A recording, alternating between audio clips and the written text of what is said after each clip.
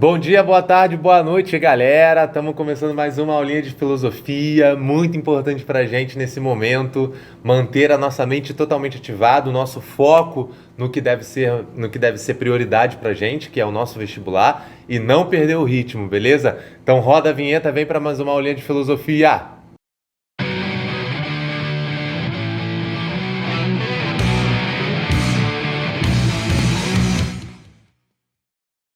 Muito bem, galera. Vamos lá. Começando a segunda parte da aula de Aristóteles. A segunda parte da aula de Aristóteles compreende as nossas reflexões sobre ética e política. Então, nós vamos fazer aqui uma inserção no pensamento de Aristóteles para saber o que ele fala sobre esses assuntos. E aí, dentro daquela nossa rotina já clássica, vamos listar os nossos dois objetivos para a aula de hoje. Objetivo 1, compreender a noção ética em Aristóteles. Isso é importantíssimo. A noção da ética em Aristóteles é fundamental.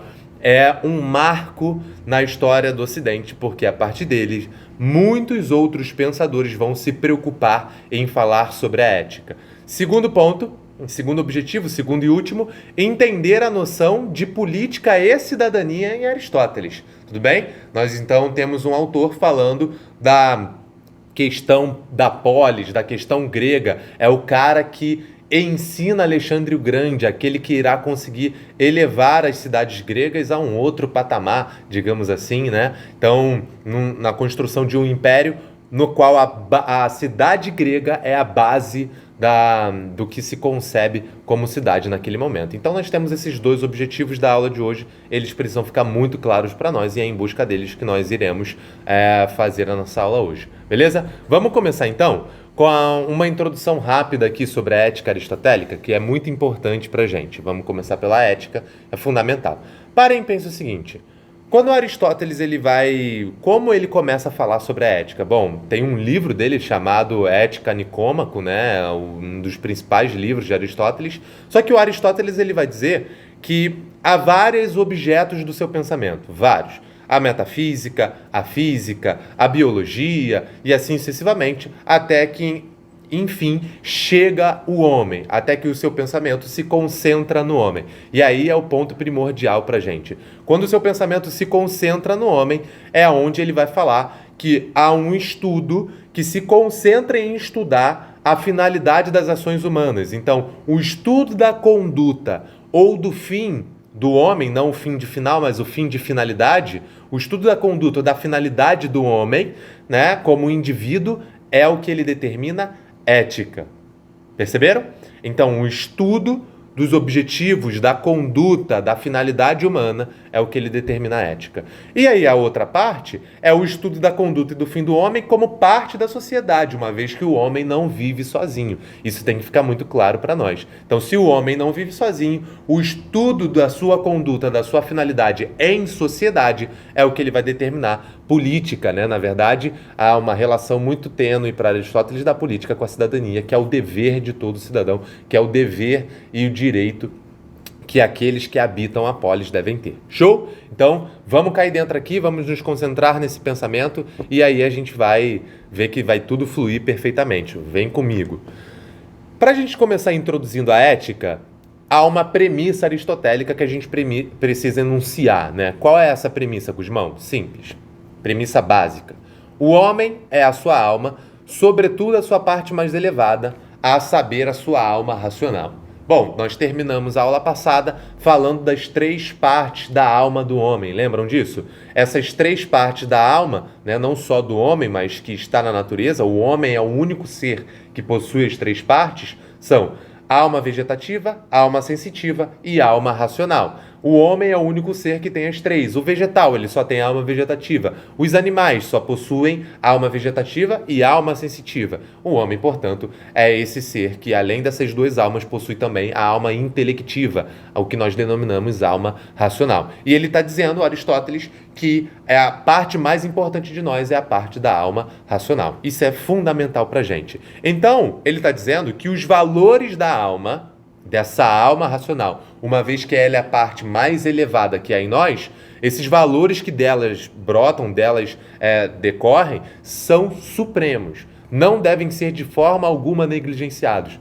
Percebam a tradição socrática no pensamento de Aristóteles. Eu estou sendo chato com isso, que é muito importante. Vocês vão perceber que há um fio condutor entre esses três grandes pensadores, Sócrates, Platão e Aristóteles. Embora os seus pensamentos tenham pontos de divergência, principalmente entre Platão e Aristóteles. Então, ele está pegando aí e continuando uma tradição socrática humanista. Então, esses valores que decorrem da alma racional são supremos. Isso é importantíssimo para nós.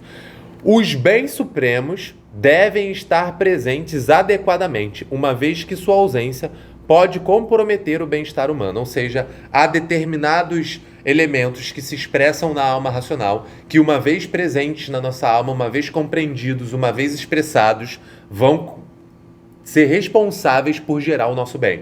Mas uma vez ausentes, eles vão comprometer a todos. Ou seja, os indivíduos que não se encontram com sua alma, eles possuem uma problemática grandiosa. E isso pra gente não pode acontecer. Então, ele vai começar daí o seu pensamento. Ele vai falar o seguinte: há algo na alma humana que resiste e se opõe à razão.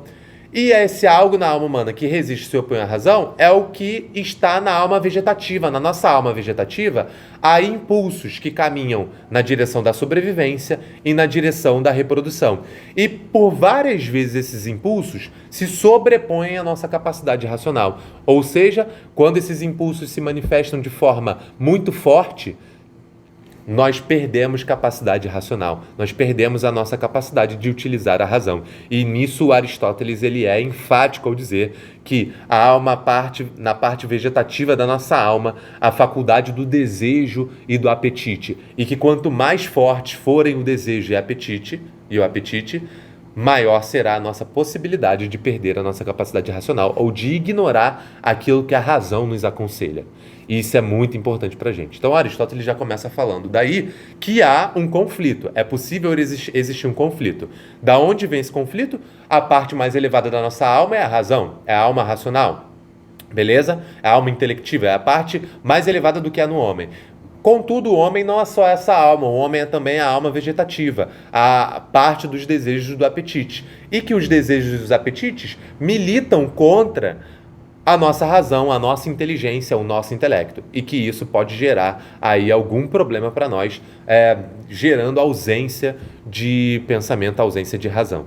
Quando o homem controla essas faculdades e submete ao domínio da razão, ele lança a mão do que Aristóteles vai chamar virtude ética. Pode anotar aí agora, então, se você está com o seu Word aberto, com o seu caderno aberto, bloco de notas, seja lá o que for. Quando passa a existir a virtude ética? Quando nesse conflito que eu acabei de anunciar para vocês, o homem lança a mão da sua razão para dominar os seus desejos e apetites, para dominar os seus instintos, para dominar aquilo que militava antes contra a sua razão. Quando o homem consegue fazer isso, quando o homem consegue dominar e enxergar acima disso, ele está lançando mão da sua virtude ética. E a virtude ética em Aristóteles é a virtude do comportamento prático. Portanto, há um comportamento racional, de pensamento, de uso da razão, mas há um comportamento prático, onde eu consigo perceber através de você, onde você consegue perceber na sua casa, na sua sociedade, nos lugares que você frequenta, no seu círculo de amizade, onde você consegue perceber através da ação dos outros homens que estão ao seu redor. Ficou claro pra gente isso? Muito importante essa parte. Vimos 2 pontos, então, por enquanto, só para começar o pensamento da ética aristotélica. Ele começa dizendo que há uma parte elevada na alma. Depois dessa parte elevada na alma, ele diz que há na parte vegetativa de nossa alma uma parte que milita contra a nossa razão. Uma vez que a parte mais elevada é a alma racional, a alma intelectiva, ela está militando contra a alma, ou desejos e apetites que brotam da alma vegetativa. Beleza? Isso precisa ficar muito claro pra gente. Enfim, o homem controlou, quando o homem controla através da sua razão a parte da alma vegetativa, que nós denominamos desejos e apetites, esse homem lançou mão da virtude ética. Show de bola. Então, agora você vai se perguntar o seguinte: qual é o fim último de todas as atividades humanas, uma vez que tudo o que fazemos visa alcançar um bem? Porque, veja bem, por que ele faz essa pergunta? Se estudar a ética é estudar o meio pelo qual a razão se sobrepõe aos nossos desejos e apetites, nós devemos nos questionar qual é a finalidade de todas as ações humanas. Por qual motivo os homens agem? agem, perdão. Por qual finalidade, perdão, aqui embolou, né? Por qual finalidade os homens constroem as suas ações? É isso que Aristóteles vai, então, se questionar. Uma vez que a ética só vai passar a existir, então, em Aristóteles, na medida em que o homem consegue, através desse domínio da razão sobre os desejos e apetites, construir para si o quê? O quê? Valores. Construir alguns objetivos, critérios que vão orientar a sua ação. Você pode perceber, se há uma dificuldade no campo da sua amizade, se há uma dificuldade no campo relacional, se há uma dificuldade familiar, onde você precisa tomar uma atitude, onde nenhuma atitude tomada será certamente 100% compreendida. Vai ter alguma crítica. E no momento em que a sua postura é criticada, você apresenta o quê? Os valores que nortearam a sua decisão, a sua ação. E aí esses valores de alguma forma justificam, porque foi através deles que você conseguiu utilizar a razão para dominar os desejos e apetites. Perceberam? Então, o que Aristóteles está se perguntando nesse caso aí é exatamente isso. Quais são os critérios que os homens utilizam para tomar suas decisões? E é isso que a gente precisa entender. Beleza? Show de bola? Então, ficamos com essa pergunta. Isso é uma introdução à ética aristotélica. Tudo que a gente viu até aqui é uma introdução à ética aristotélica. Premissa, ou melhor, princípio 1. Só existe ética em Aristóteles quando a alma racional consegue dominar os desejos e apetites que brotam da alma vegetativa. Isso precisa ficar claro pra gente. Show? Beleza, então. Vamos avançar no nosso pensamento. A ética aristotélica, no que ela se baseia? Nós terminamos a parte passada fazendo a pergunta: quais são os critérios que o homem, ou que os homens utilizam para suas ações? E é a partir disso, então, que nós vamos começar pensando. Vamos fazer um pensamento regresso. Pense no seu prazer, pense nos seus desejos, digamos assim, econômicos, nas suas riquezas, ou o que você construiu para si de riqueza. Eu sou pavunense, eu tenho uma dificuldade de falar sobre isso, né, e tal. Mas a galera de Éden tem uma dificuldade maior também. A galera aí de São João vai entender um pouquinho. Enfim, honra, fama. Pense nesses 4 pontos. Vamos recapitular aqui. Prazeres, riquezas, honras e famas. Pense nesses 4 pontos. São coisas que normalmente os homens buscam. E que, ao buscarem cada um desses 4 pontos, são condições necessárias para nos conduzir à felicidade. Nós costumamos, é muito comum no nosso tempo, na nossa sociedade hoje, Brasil, século XXI, pensar que dinheiro pode conduzir felicidade, pode nos trazer felicidade, prazer nos traz felicidade, a honra nos gera alguma felicidade e a fama também pode nos gerar felicidade. É um meio para isso. Contudo, se você parar para perceber, nenhum desses 4 fatores que nós acabamos de listar possui finalidade em si mesmo. Nenhum deles. Ou seja, a finalidade da riqueza não está contida na própria riqueza. A finalidade do prazer não está contida no próprio prazer. A finalidade da honra e da fama não está contida na própria honra e na própria fama. Pense no seu dinheiro, pegue agora uma nota e aí na sua casa, olhe para esse dinheiro. Esse dinheiro ele só tem sentido na medida em que você pode conseguir, através dele, algo em troca. Ou seja, no final das contas, o seu dinheiro aí que você pegou na sua mão, que você tem, a moeda ou o papel, tem valor equivalente bruto à moeda e papel. Agora, se você falar do valor de troca que isso alcança na nossa sociedade, são outros 500. Tudo bem? Beleza? Ou seja, Aristóteles começa fazendo um raio-x do seu tempo, mostrando que os valores que os homens adotam para si não possuem valores em si mesmo, não possuem valor próprio, e sim sempre um valor secundário naquilo que pode ser oferecido através deles. Isso precisa ficar muito claro para a gente. E aí é onde o Aristóteles vai construir sua ética. Ele vai dizer, como são muitos os desejos e impulsos que a razão deve moderar, então, a razão tem que moderar esses desejos e impulsos que brotam dos apetites da alma vegetativa, certo? Como são muitos esses desejos e impulsos que a razão deve moderar, muitas são as virtudes éticas. Ou seja, passa a existir uma virtude ética quando no controle de um impulso, no controle de um desejo, no controle de um apetite, o homem usa a razão e constrói para si valores que valem por si só. E ele vai falar, muitas são as virtudes éticas, contudo, há algo em comum entre todas elas. O que há de comum entre todas as virtudes éticas para Aristóteles? Primeiro ponto, pode anotar aí. As paixões e os sentimentos tendem ao excesso ou à falta. Sempre. Sempre na busca por algo que não é a própria felicidade, mas que os homens acreditam trazer felicidade, eles vão sempre caminhar para o excesso ou pela falta. Olha o prazer, olha o dinheiro. Quem tem dinheiro quer sempre mais dinheiro. Por quê? Porque sempre entende que a sua felicidade está exatamente na falta do dinheiro que ele ainda não teve.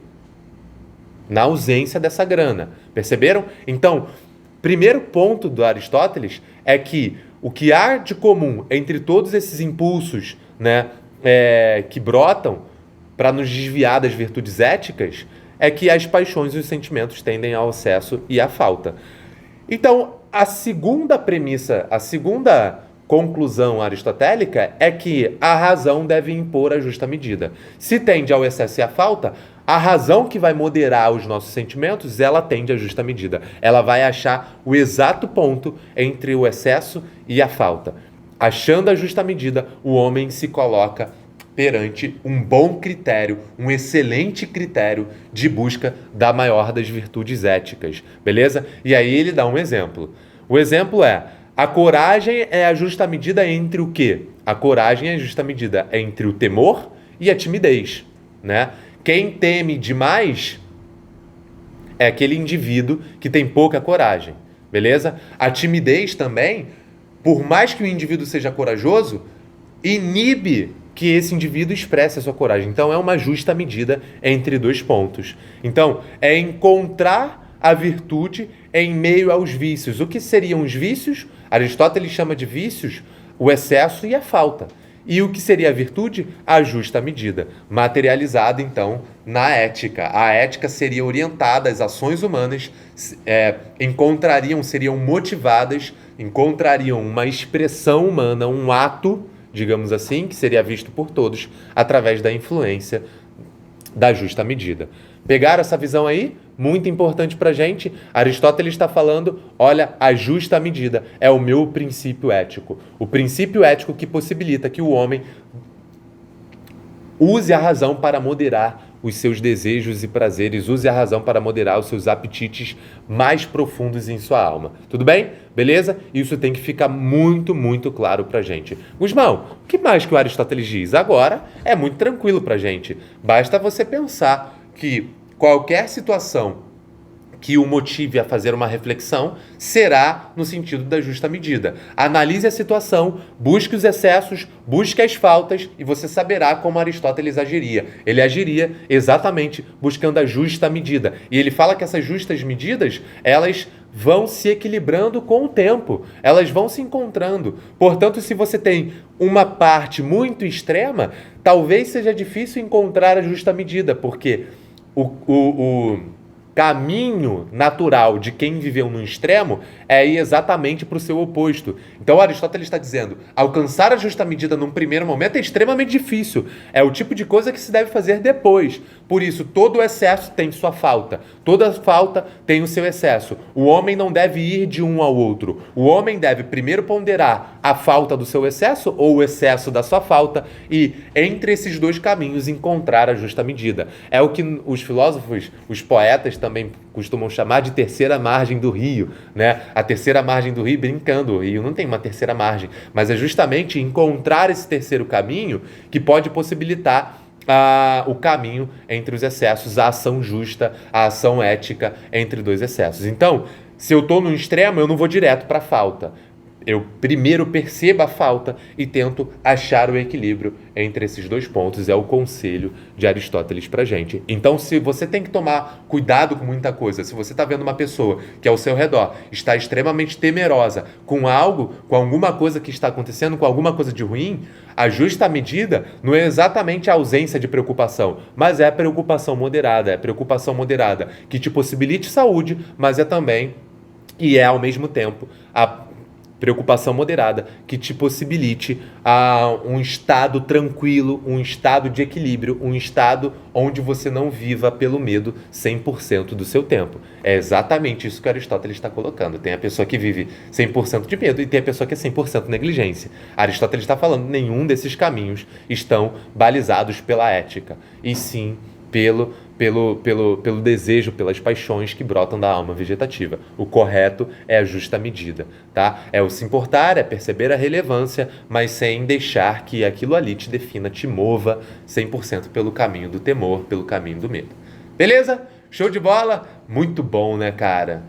Dá pra gente pensar várias coisas. Se você olhar as mudanças que já aconteceram na tua vida, né, e como você saiu de um extremo a outro, e como após ir a esse extremo você percebeu, caramba, foi necessário para que eu percebesse e encontrasse a justa medida que pudesse definir a minha personalidade, pudesse definir a minha ação, mas sem a ida nos extremos eu não conseguiria encontrar, né? E aí você olha para alguns momentos do passado da sua vida e você consegue encontrar essas dimensões para si próprio. Tudo bem? Beleza? Show de bola? Isso é muito importante para a gente. Vamos passar agora, então, para o pensamento da política aristotélica.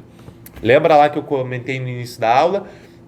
Se o estudo da ética é o estudo da conduta humana por si só, a política é o estudo da conduta humana em sociedade. E é justamente essa capacidade de se colocar na sociedade, se colocar politicamente, do indivíduo se colocar politicamente na sociedade, é o que Aristóteles vai chamar de cidadania. Olha aqui o que Aristóteles tem a dizer pra gente. O bem do indivíduo é da mesma natureza que o bem da cidade, mas este é mais belo e mais divino, porque se amplia da dimensão do privado para a dimensão coletiva. Ou seja, Aristóteles está falando que quando a cidade se coloca muito bem e quando a cidade cultiva valores excelentes para si, ela consegue proporcionar aos indivíduos exatamente o caminho da justa medida. Quando uma cidade age de forma equivocada, ela leva os indivíduos a agirem pelo quê? Pelos excessos ou pelas faltas, né? Ela leva a um excesso de pobreza, ela leva a um excesso de banditismo social, a presença do próprio banditismo social, ela leva a digamos assim, falta de solidariedade entre seus membros, mas quando uma cidade age corretamente, quando ela age pelas suas virtudes, ela faz com que os indivíduos atuem pela justa medida. Ela não força características incoerentes, características inadequadas nos seus cidadãos. Olha o papel da cidade que Aristóteles coloca aí. E aí ele pensa o seguinte, né? O homem grego, ele valoriza bastante a sua cidade, a sua função, né, perante a cidade.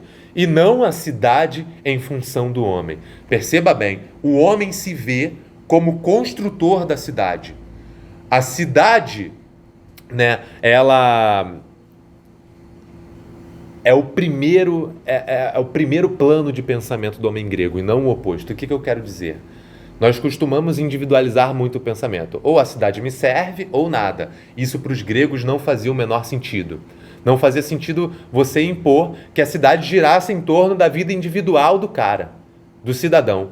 Pelo contrário, era a vida individual do cidadão que girava através da vida coletiva da cidade. Porque construir uma boa cidade, construir uma cidade cujo ideal maior do bem fosse propagado, era o interesse de todos os cidadãos. Porque, uma vez construído esse ideal, a cidade possibilitava, numa tabela, num rebote, digamos assim, numa contrapartida, que todos os homens também pudessem agir de maneira correta, de maneira ética, de maneira virtuosa. Percebam como é belo esse pensamento dos gregos. Então, a cidade não gira em torno do homem, é o homem que gira em torno da cidade. É esse o pensamento. Por isso que pensar a cidade, por isso que pensar o coletivo, para Aristóteles, é fundamental. É inclusive maior do que pensar as dimensões de ação dos homens nas suas dimensões individuais, beleza?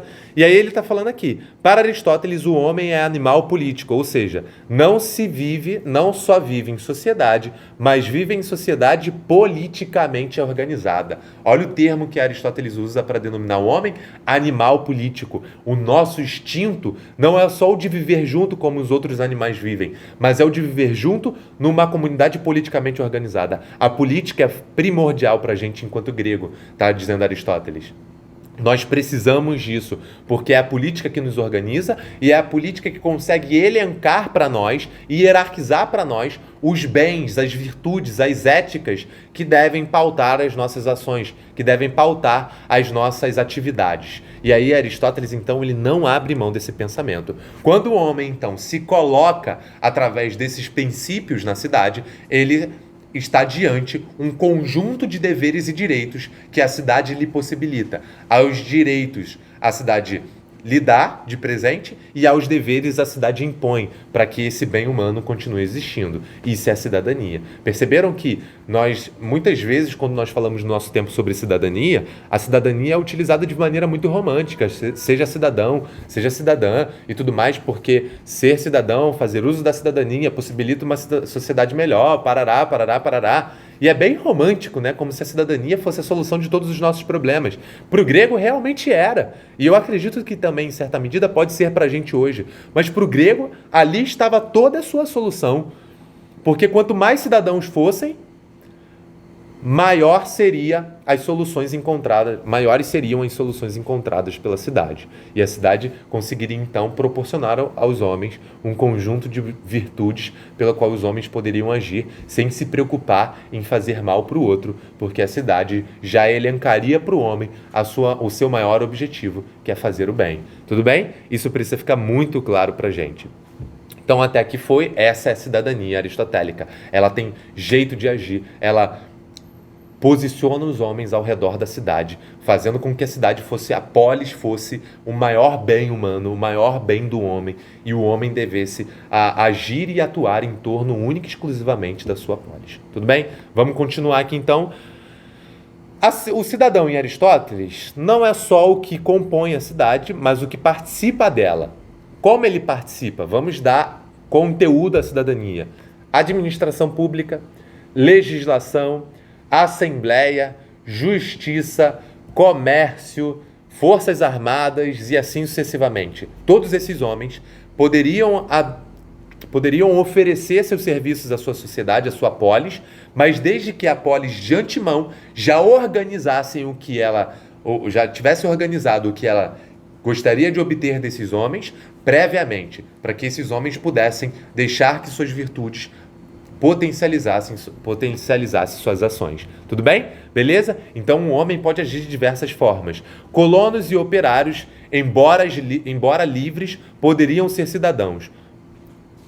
Não poderiam, ser cidadãos. Por quê? Falta-lhes o tempo livre, né? E isso é muito importante. Lembra que aí é uma parte meio ruim do pensamento de Aristóteles. Colonos, né?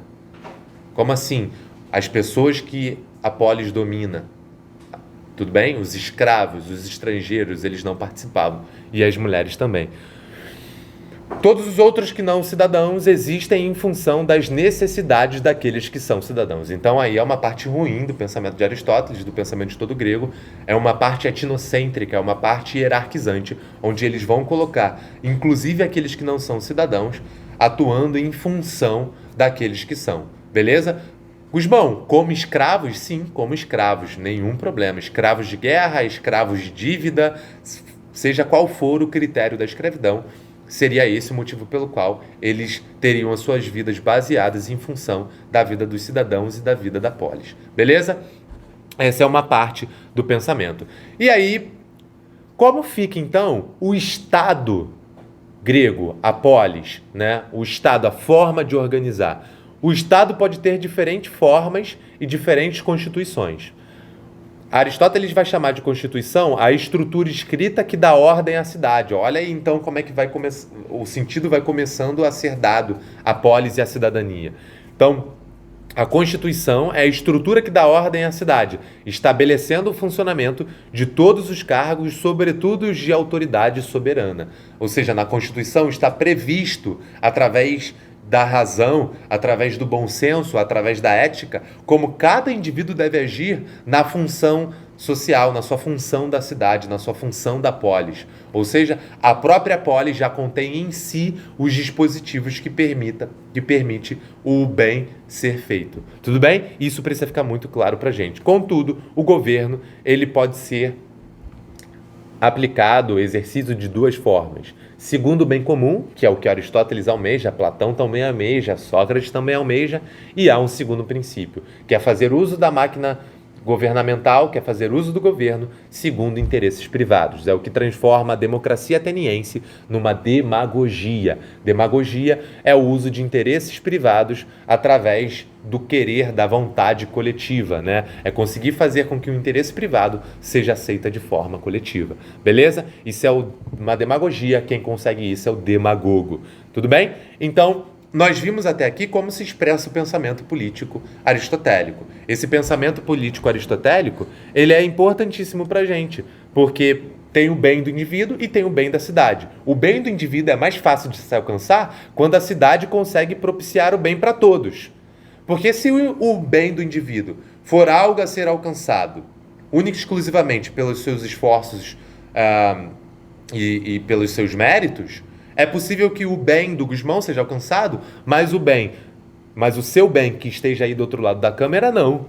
E aí, em alguma medida, isso vai gerar alguma descompensação, algum desequilíbrio na sociedade, vai gerar algum problema social. E esse problema social, em alguma medida, em algum momento, irá me alcançar, impedindo que eu alcance o bem. Percebeu? Então, quando a cidade garante que esse bem é feito para todos. Ele tem características básicas e mínimas para que todos consigam o seu bem.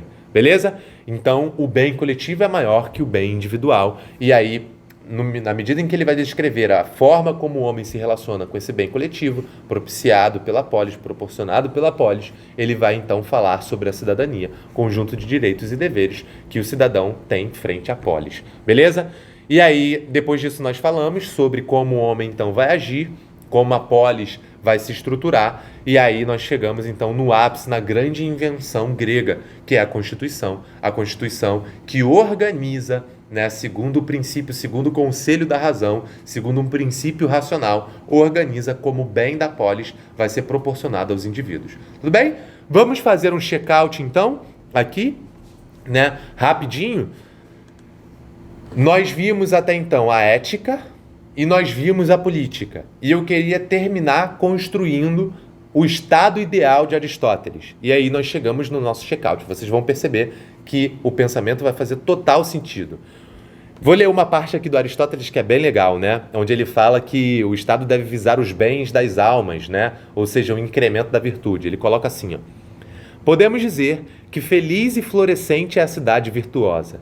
É impossível que tenha êxitos felizes quem não cumpre boas ações e nenhuma boa ação, nem de um indivíduo, nem de uma cidade.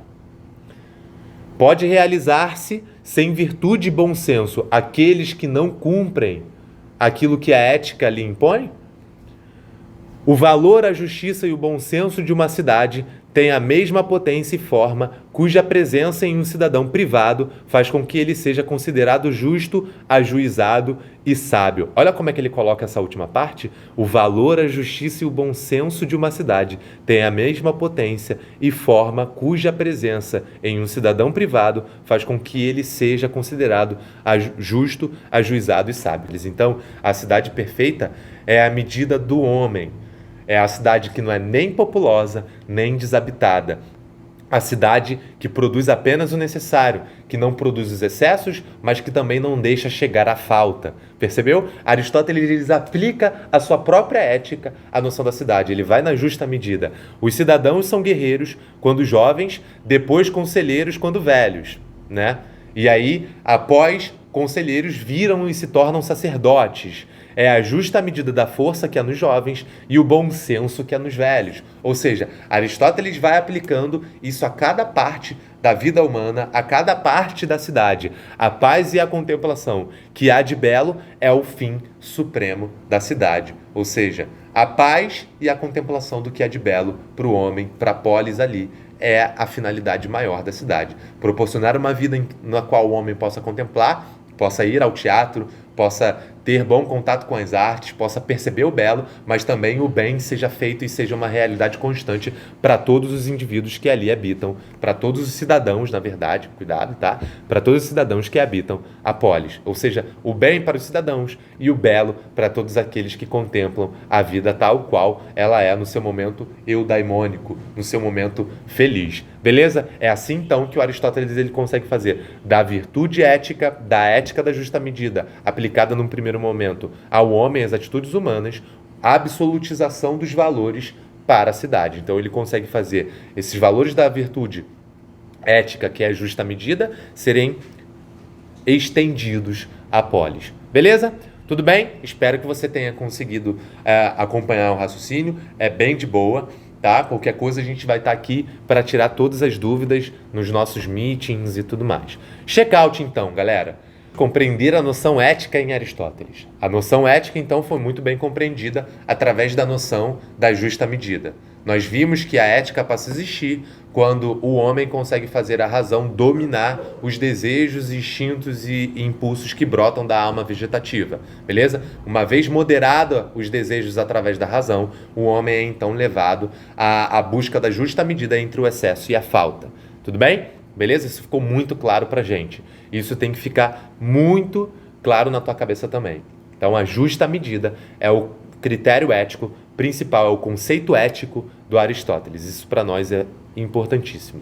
E o segundo ponto foi entender a noção de cidadania para a política aristotélica. Nós entendemos a política e chegamos na cidadania. Cidadania é um conjunto de direitos e deveres que todo cidadão vai ter frente à polis, e depois nós percebemos que a polis, então, vai atrair para si a responsabilidade de garantir e fazer manutenção do bem humano, do bem dos seus cidadãos, porque quando a polis proporciona já esse bem, facilita aos homens o uso da cidadania, o exercício da cidadania, que vai possibilitar uma boa ação ética, uma ação na justa medida e o bem para todos os outros. Quando há o bem, quando o meu bem, né, o bem proporcionado através da minha ação não te causa o mal, nós temos uma sociedade justa. O problema é quando aquilo que eu faço te prejudica, ou aquilo que você faz prejudica apenas a você.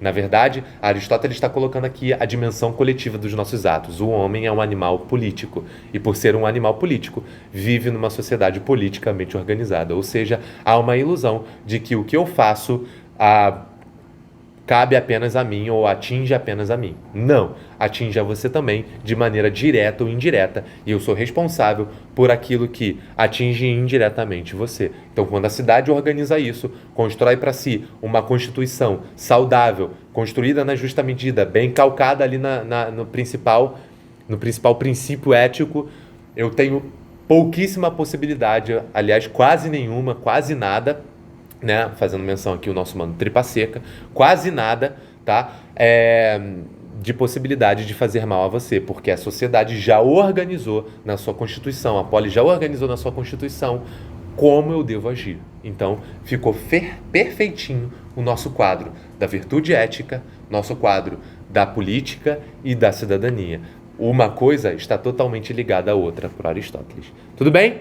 Galera, eu espero que isso tenha feito sentido para vocês, tá? No meeting eu vou estar totalmente disponível para vocês, para tirar as dúvidas, para conseguir esclarecer as dúvidas de vocês, e eu espero que a gente se encontre, tá? E é isso aí, espero que vocês tenham curtido a aula. Qualquer coisa eu tô aqui, o que precisar é só falar. Tamo junto sempre. Valeu, grande beijo, até a próxima, e é isso aí, a gente se vê.